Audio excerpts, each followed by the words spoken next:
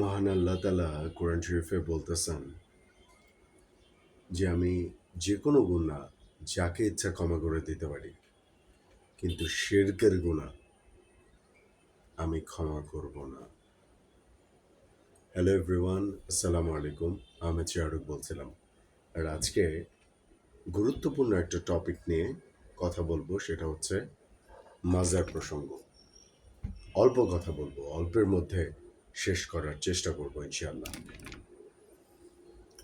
মাজার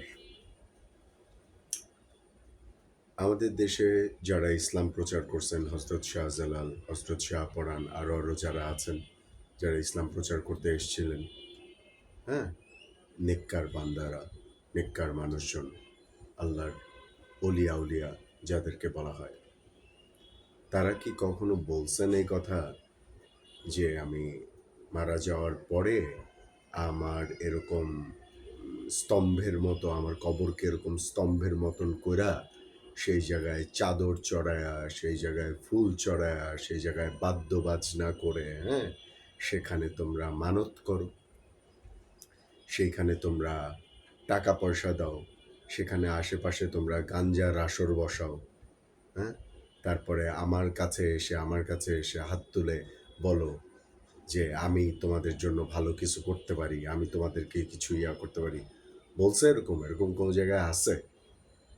এই জায়গায় সবচেয়ে বড় বিপত্তি, এই জায়গাতেই সবচেয়ে বড় ভণ্ডামি।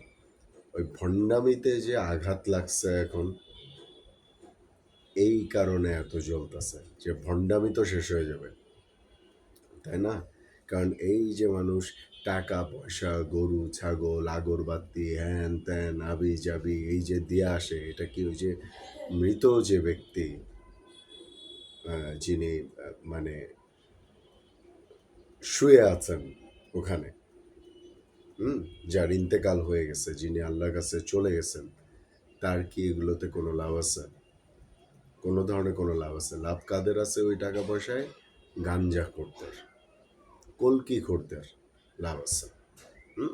কারণ এটা হচ্ছে একটা ব্যবসা, যেটাকে মাজার ব্যবসা হিসেবে বলা হয়। এটা হচ্ছে টাকা পয়সা আয়ের একটা উৎস। শায়েখ আহমদুল্লাহর একটা ভিডিও দেখতেছিলাম, চোখের সামনে আসছে। তো একটা মানুষের সব কথাই যে একদম 100% অথেন্টিক হবে সেটা তো না, কিন্তু আমাকে বুঝতে হবে যে আমি যখন যে কথাটা শুনতেছি সেটা কতটুকু সঠিক, কতটুকু ন্যায়সঙ্গত, এটা আমাকে বুঝতে হবে। তো উনি একটা গল্প বললেন, সেই গল্পটা আমি আপনাদের সাথে একটু শেয়ার করব শর্টে। এক লোক পান নিয়ে যাইতেছে, ঠিক আছে, পান নিয়ে যাইতেছে বাজারে বিক্রি করার জন্য। তো ওখানে সে একটু গাছের নিচে বিশ্রাম করার জন্য বসছে। বসার পরে দেখে যে সেখানে কুকুর পায়খানা করে রাখছে, কুত্তা হেগে রাখছে আর কি। তো ওইটার মধ্যে সে বুঝতে পারেনি, ওখানের মধ্যেই সে পানগুলা রাখছে, দেখে নাই আর কি, একদম ফ্রেশ পান। তখন সে দেখতেছে, হায় হায় রে, এই জায়গায় কুকুর এই কাজ করছে, এটা আমি মানুষকে কেমনে খাওয়াবো?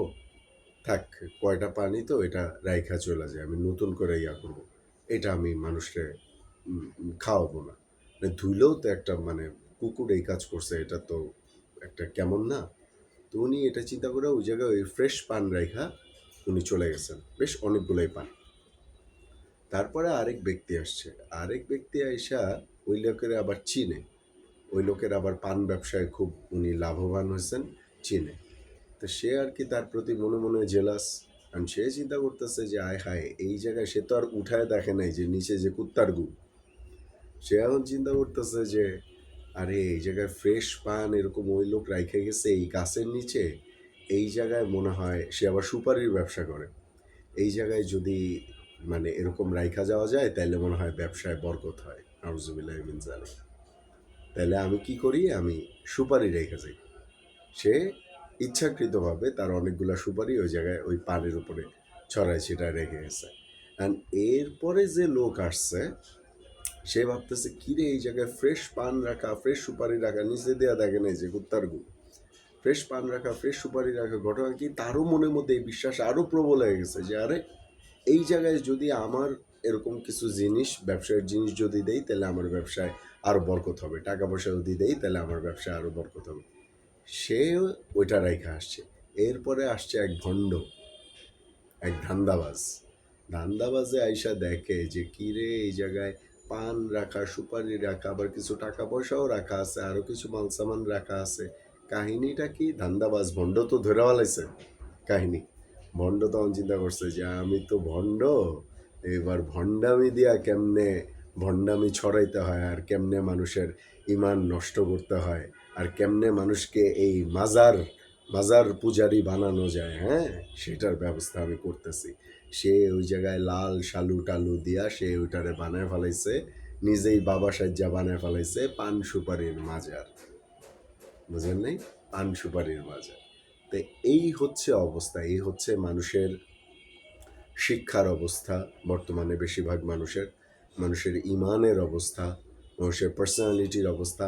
মানে দেখেন না যে ফেসবুকে, সোশ্যাল মিডিয়াতে যা দেখতেছে তাই শেয়ার করতেছে, কোনো বিচার বুদ্ধি নাই, কোনো মানে বইয়ের কোনো শিক্ষা নাই, কোনো ধরনের কোনো প্রপার ইসলামিক জ্ঞান নাই, যা দেখতেছে যা পাইতেছে তাই শেয়ার করতেছে, তাই করতেছে, মানে যা তা অবস্থা।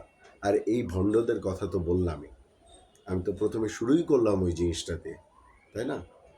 একটা কথা মনে রাখেন, নবীজি ইন্তেকালের আগে কি বলে গেছিলেন যে এত এত এত এত কিছু বাইরে হবে। নবীজি বলেই গেছেন, কিন্তু তোমরা দুইটা জিনিসকে আঁকড়ায় ধরে রাখবা। এক, আল্লাহর কিতাব, আল্লাহর কোরআন। দুই, আমার সুন্নাহ। যতক্ষণ পর্যন্ত এই দুইটা জিনিসকে আঁকড়ায় ধরে রাখবা তোমরা পথভ্রষ্ট হবা না। সো এই দুইটা জিনিসকে যারা আঁকড়ায় ধরে রাখতে পারবে তারা ইনশাল্লাহ কখনো পথভ্রষ্ট হবে না। আর এই যে এইসব ভণ্ডামি, এইসব ভণ্ডদের আমি কি বলবো, এইসব ভণ্ডদের মুখোশ উন্মোচন করে দেওয়া উচিত, এইসব ভণ্ডামি বন্ধ হওয়া উচিত। এবং আমি সবসময় বলি যে রাজনৈতিকভাবে হোক, ধর্মীয়ভাবে হোক, সবসময় সমস্ত ভণ্ডদের আমি ঘৃণা করি। হ্যাঁ, ভণ্ড তো ভণ্ডই, এবং ভণ্ড হচ্ছে এদের জন্য সবচেয়ে বড়, কি বলবো, সবচেয়ে বড় ট্যাগলাইন, যেগুলা ভণ্ড। এগুলা হচ্ছে ধর্ম ব্যবসায়ী এবং এগুলা হচ্ছে ভণ্ড। এই হচ্ছে কথা। আল্লাহ বোঝার তৌফিক দান করুক, আল্লাহ আমাদেরকে হেদায়েত করুক, হেফাজত করুক এসব ভণ্ড এবং ভণ্ডামির থেকে। আসসালামু আলাইকুম। সবাই আমার চ্যানেলটা সাবস্ক্রাইব করবেন, আমার জন্য দোয়া করবেন।